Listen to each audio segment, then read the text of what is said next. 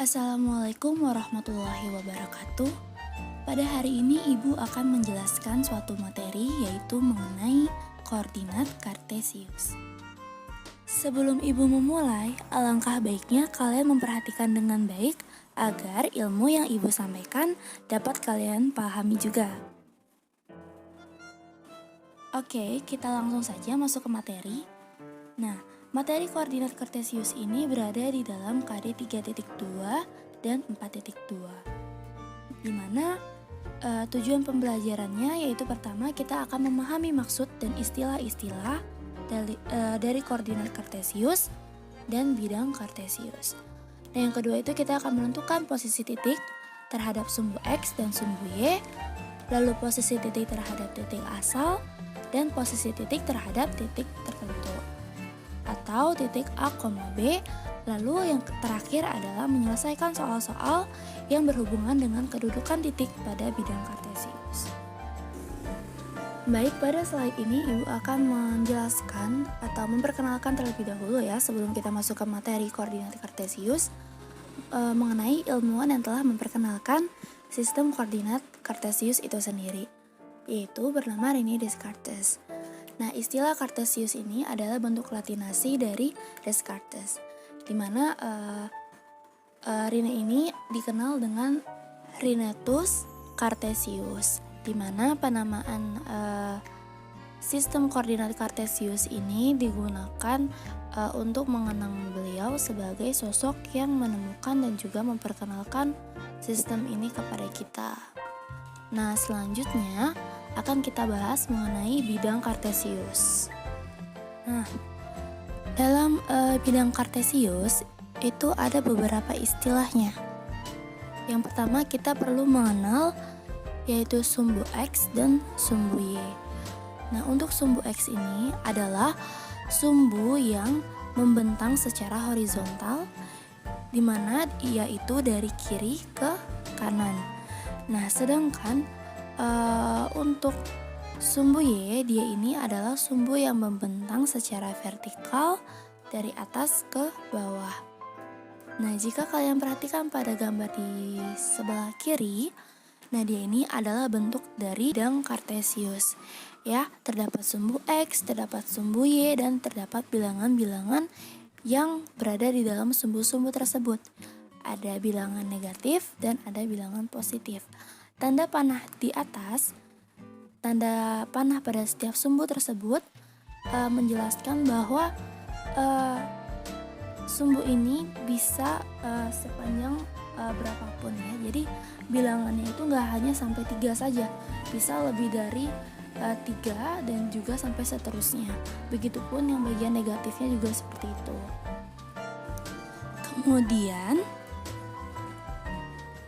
Kemudian yaitu kita perlu mengetahui mengenai koordinat.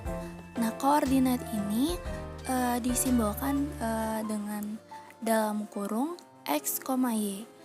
Nah, koordinat ini di mana X-nya itu adalah absis dan Y-nya itu disebut dengan ordinat. Nah, misalkan di sini terdapat titik A, B, dan C. Nah, masing-masing titik tersebut memiliki koordinatnya sendiri-sendiri. Nah, untuk titik A, koordinatnya itu adalah 2,3, di mana 2-nya itu adalah absis dan Y-nya itu adalah ordinat. Jadi yang X-nya itu di depan, kemudian yang Y-nya itu berada di belakang. Nah, ini sudah merupakan ketentuan dari awal ya, posisi-posisi X dan Y-nya. Kenapa nggak Y-nya itu nggak yang di depan?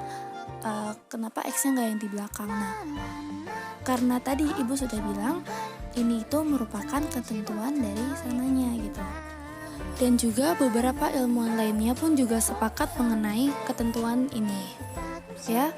Nah, kemudian ada titik C. Nah, titik C ini biasanya disebut dengan titik origin atau titik asal, yaitu dengan koordinatnya adalah 0,0.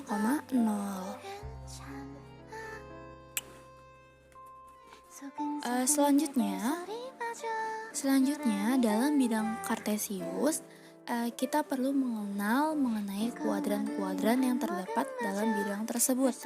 Nah, yang pertama itu adalah kuadran 1. Nah, untuk kuadran 1, dia ini merupakan kuadran yang memiliki nilai X positif dan nilai Y positif. Nah, sedangkan untuk kuadran 2, dia ini adalah wilayah yang memiliki nilai X negatif dan Y positif. Sedangkan untuk kuadran 3, dia ini adalah wilayah yang memiliki nilai X negatif dan Y negatif. Nah, untuk kuadran 4, dia ini adalah wilayah yang memiliki nilai X positif dan Y negatif.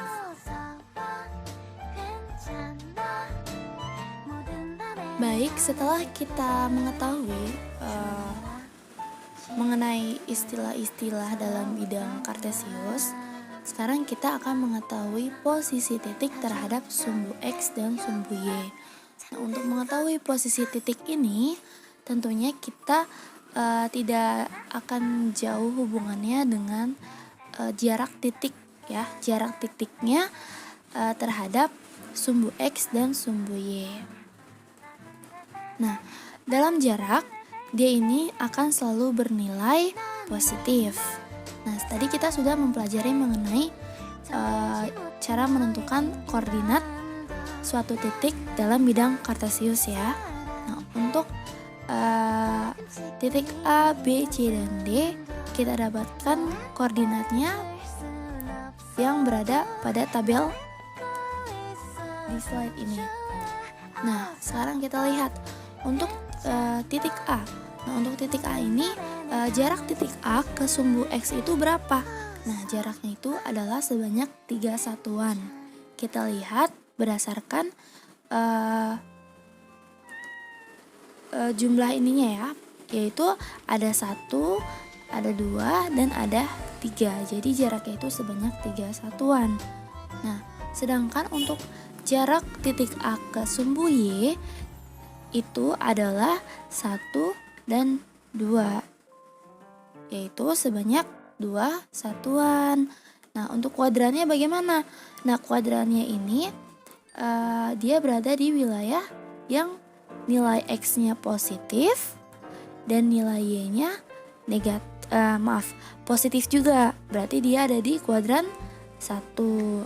Nah, dari sini dapat kita lihat, ya. Dari sini dapat kita lihat bahwa dengan koordinat 2,3 itu berartikan bahwa duanya ini akan sama dengan jarak titik A ke sumbu Y. Sedangkan 3 akan sama dengan jarak titik A ke sumbu X. Seperti itu. Jadi lebih mudahnya pada koordinat dia ini kayak seperti kebalikannya, ya. 2 di sini bermaksudkan bahwa titik A berjarak 2 satuan ke sumbu Y. Nah, sedangkan 3 berartikan bahwa titik A berjarak 3 satuan ke sumbu X. Seperti itu, ya. Nah, selanjutnya itu ada titik C. Jika kalian perhatikan mengenai titik C ini, nah, titik C ini adalah titik dengan koordinat min 2,0, ya. Coba kalian perhatikan mengenai kuadrannya. Dia berada di sumbu X. Ini artinya titik C ini tidak berada di kuadran manapun. Jika kalian lihat titiknya, dia berimpitan, ya, dengan sumbu X, ya. Jadi atau dia tuh menempati tempat di sumbu X, seperti itu. Perlu diingat kembali bahwa untuk menentukan jarak ini nanti akan kita perlukan dalam menentukan posisi titik itu ada berada di mana, dan jarak selalu bernilai positif. Sekarang adalah mengenai posisi titik, ya. Nah, tadi itu kita udah tahu gimana cara menentukan jarak, ya, untuk satuannya gitu.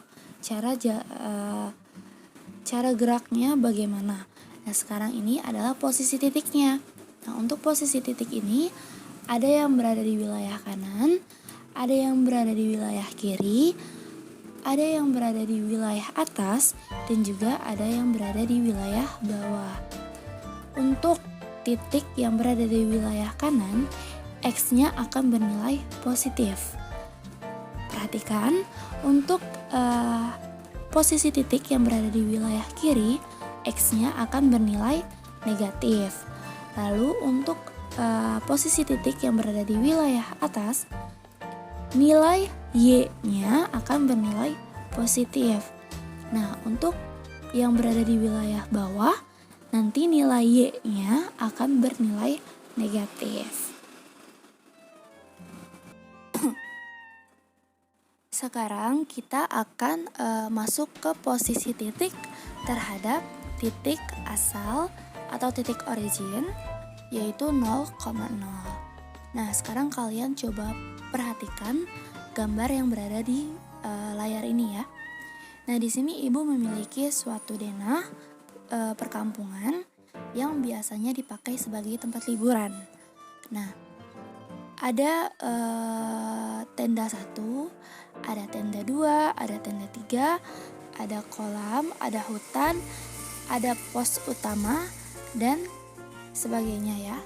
Nih, pada titik-titik yang ada di gambar ini. Nah, jika kalian memperhatikan pos utama, ya, ini dia ini menempati posisi titik, yaitu titik asal ya.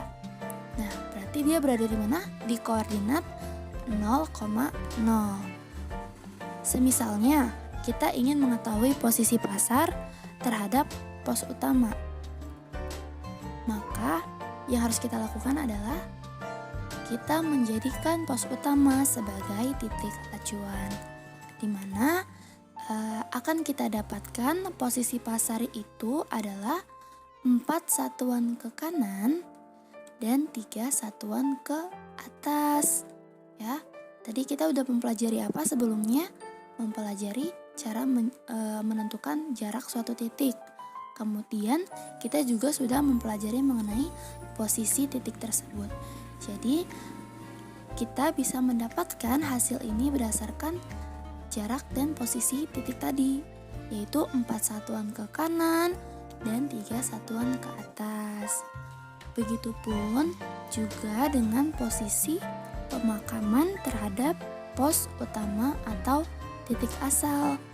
Nah, kita akan dapatkan yaitu 5 satuan ke kiri dan 2 satuan ke bawah ya. Sehingga jika kita bentuk titik tadi ke dalam koordinat, maka kita dapatkan koordinat pasar itu adalah 4,3 dan koordinat pemakaman adalah min 5, min 2. Kita dapat simpulkan ya, untuk posisi titik terhadap titik asal ini kita bisa langsung melihat koordinatnya suatu titik yang ditanya saja. Kemudian dapat kita tentukan X positif dan X negatif itu berada di wilayah kanan atau berada di wilayah kiri. Begitupun juga dengan nilai Y-nya, dia ada di atas atau berada di bawah. Nah, seperti itu ya.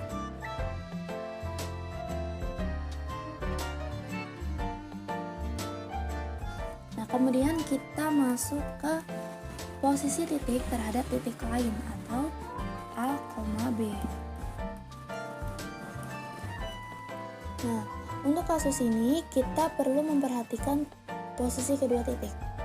Untuk mengetahui posisi hutan terhadap kolam, maka yang menjadi titik acuan adalah apanya? Kolamnya ya. Nah, karena kolam menjadi titik acuan, maka kita dapat menentukan posisi hutan, yaitu berada di mana? Dia itu 5 satuan ke kiri dan 8 satuan ke atas. Nah, sama halnya dengan posisi pos 1 terhadap perumahan. Nah, di mana dia ini posisinya adalah 4 satuan ke kiri dan 0 satuan ke atas atau ke bawah. Kenapa 0 satuan ke atas atau ke bawah? Nah, tolong kalian perhatikan lagi posisi titik pada gambar ini, dimana dia tampak jelas ya bahwa keduanya ini bentuknya sejajar, jadi tidak ke atas atau tidak ke bawah gitu ya. Sekarang kita masuk ke contoh selanjutnya. Misalkan kita ingin menentukan pada gambar koordinat titik A terhadap titik B. Berarti yang menjadi acuan adalah titik B. Kita melihat posisi A dari sudut pandang B. Seperti itu, ya. Akan kita dapatkan posisinya yaitu 8 satuan ke kanan dan 1 satuan ke atas. Sehingga dari keterangan ini kita akan mendapatkan koordinat titiknya itu koordinat titik A terhadap titik B itu adalah 8,1. Nah, 8 itu bernilai positif karena dia berada di karena dia arahnya ke kanan ya. Nah, sedangkan untuk 1 itu karena dia arahnya ke atas. Kemudian untuk koordinat titik F terhadap titik D. Nah, yang menjadi acuannya adalah titik D. Di sini kita lihat posisinya bagaimana. Dia 7 satuan ke kanan dan 2 satuan ke bawah. Nah, karena dia ke kanan berarti 7-nya bernilai positif. Nah, karena dia 2 satuan ke bawah berarti nilai 2-nya bernilai negatif, sehingga koordinat titik F terhadap titik D adalah 7, min 2. Seperti itu ya. Nah, dari sini dapat kita simpulkan bahwa dalam mempelajari bidang kartesius atau koordinat kartesius, kita perlu memahami mengenai bidang kartesius itu sendiri. Ada apa aja? Ada sumbu X, sumbu Y, titik asal yaitu 0,0, dan juga kuadran, kemudian posisi. Nah, dimana dalam menentukan posisi titik, apabila arahnya ke kanan, maka ia bernilai X positif. Apabila ia ke kiri, maka ia bernilai X negatif. Nah, jika dia ke atas, maka ia bernilai Y positif. Apabila posisi titik arahnya ke bawah, maka ia bernilai Y negatif. Ini untuk posisi titik terhadap titik lainnya atau A, B. Nah, kalau titik asal tadi gimana?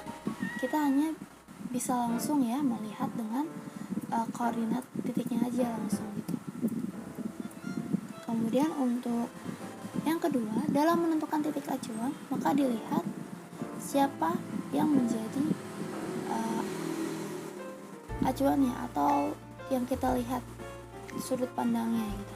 Misalkan dalam menentukan posisi pasar terhadap pos utama, maka yang akan menjadi titik acuannya adalah pos utamanya ya. Jadi kita melihat posisi pasar berdasarkan sudut pandang pos utama. Seperti itu. Baik, cukup sekian dari Ibu. Kurang lebihnya mohon maaf. Wassalamualaikum warahmatullahi wabarakatuh. Sampai jumpa kembali.